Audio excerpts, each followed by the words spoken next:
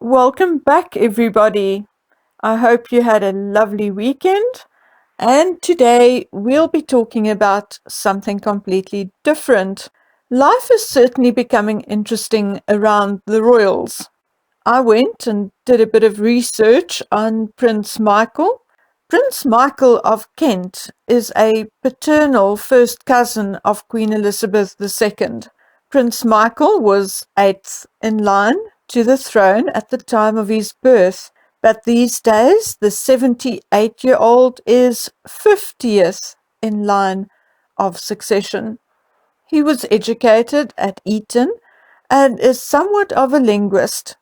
He is fluent in French, has a working knowledge of German and Italian, and became the first member of the royal family to learn Russian and is a qualified Russian interpreter.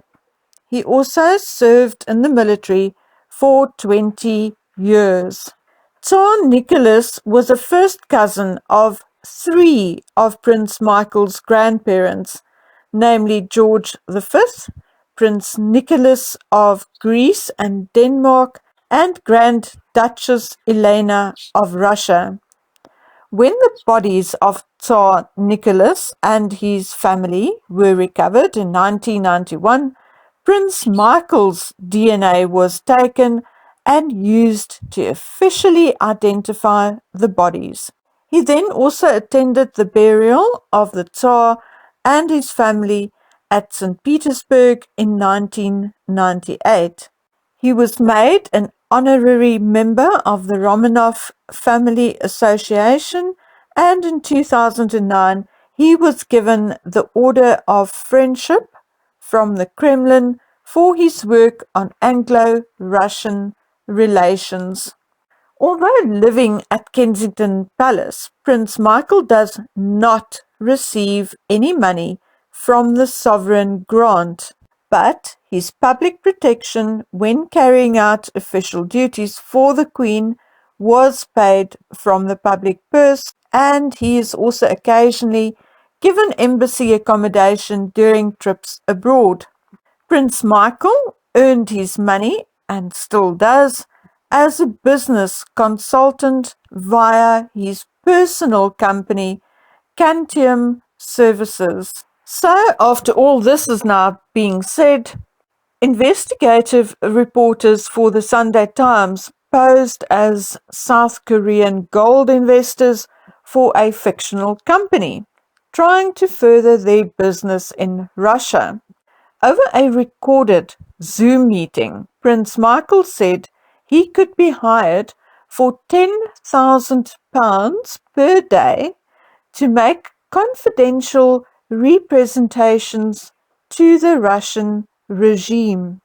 Now, had he stopped there, all may have been well, because after all, his business is being a business consultant. But he continued to say that he would give their company his royal endorsement in a recorded speech for $200,000 and would use his Kensington Palace home as a backdrop. Then, to make matters worse, his friend and business partner, the Marquis of Reading, told the reporters that the prince could take advantage of his role as Her Majesty's unofficial ambassador to Russia to gain access to decision makers in the Kremlin. Ouch. Okay, but now, this is not the first time a member of the royal family has done this. Most of you will know that Sarah Ferguson, Duchess of York, tried to do the exact same thing when she tried to sell access to Prince Andrew for £500,000. And now we have Harry and his wife profiting and opening doors for themselves using their British royal titles. So where is all of this going to end? Although it is not illegal to sell your time to introduce someone to a prominent connection, be it family or not. I mean, agents do that for celebrities all the time.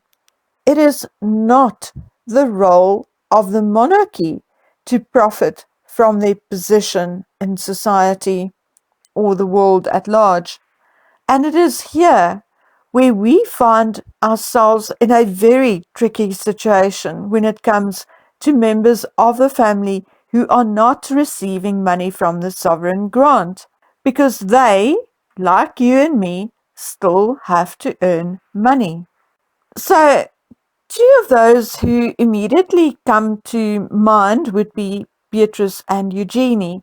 And I actually went and checked on their business profiles, on their working profiles.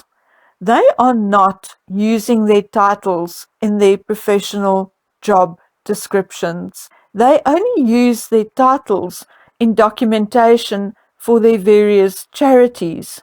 So at least it appears as if they, Eugenie and Beatrice, have managed to do things right, at least to date, and at least officially.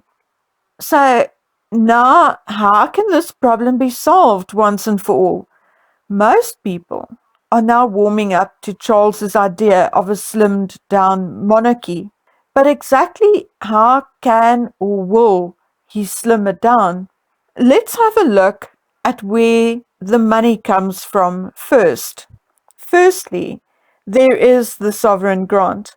Funding for the sovereign grant comes largely from a percentage of the Crown estate revenue, those ticket sales from tours, rent, and so forth.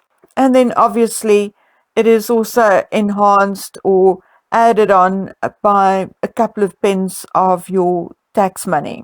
But the largest proportion do come from income from the Crown estate revenue. Crown estate properties are those which do not belong to the Queen privately. For example, the palaces. These properties are also overseen by an independent board. In the 2018 to 2019 fiscal year, the total sovereign grant amount was £82.2 million. However, neither the Queen nor her family actually gets that amount.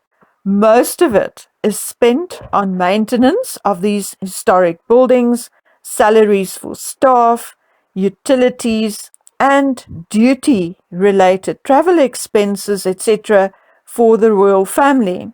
The sovereign grant is an expense account of sorts. Then there is the privy purse. The privy purse includes the Queen's actual income. This income largely comes from the Duchy of Lancaster, which is a portfolio of land held in trust for the reigning monarch. In 2018, the Privy Purse received approximately £20 million.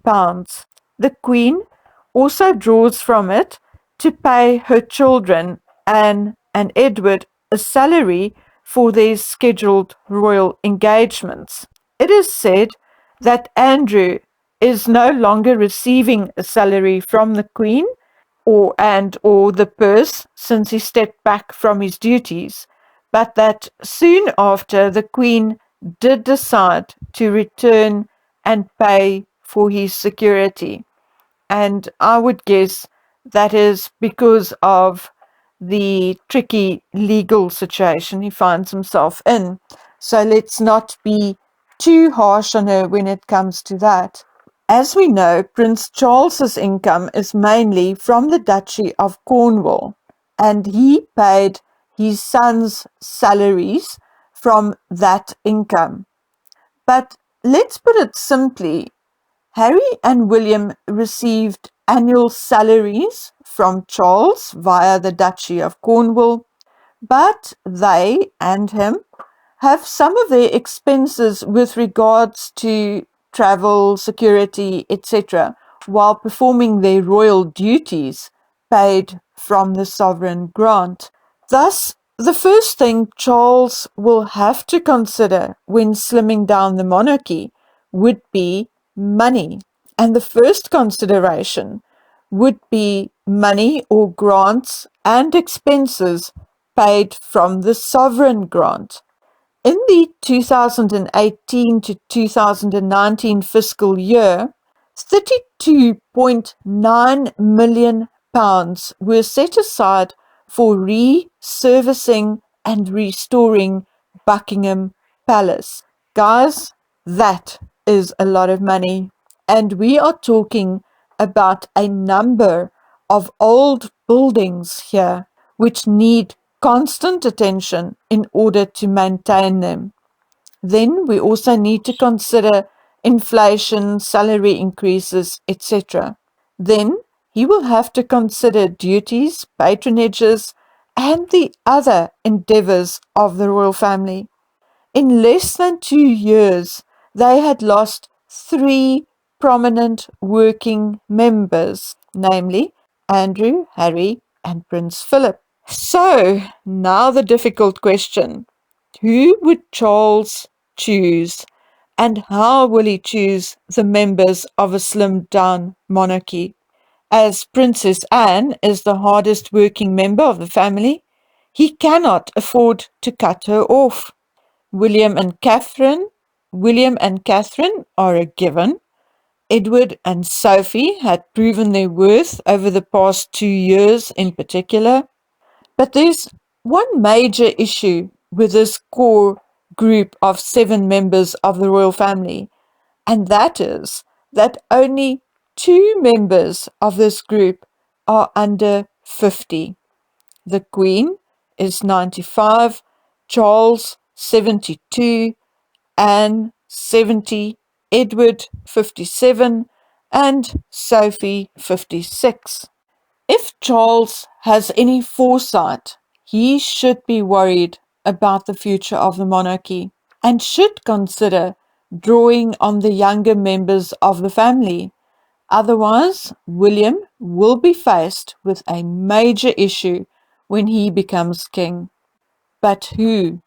With the exception of Beatrice, Eugenie, Zara, and Peter, all the others are under age. It is with all of this in mind that the scope of the damage Harry and his wife did to the monarchy becomes even more obvious and even more unforgivable. So, guys, what do you think? Do you have a workable solution for Prince Charles? Let me have your ideas and thoughts in the comment section below.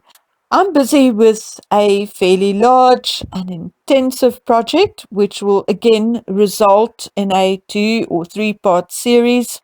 And I'm not going to give a timeline or deadline for this series, but in the meantime, I shall pop in with shorter videos until it is done.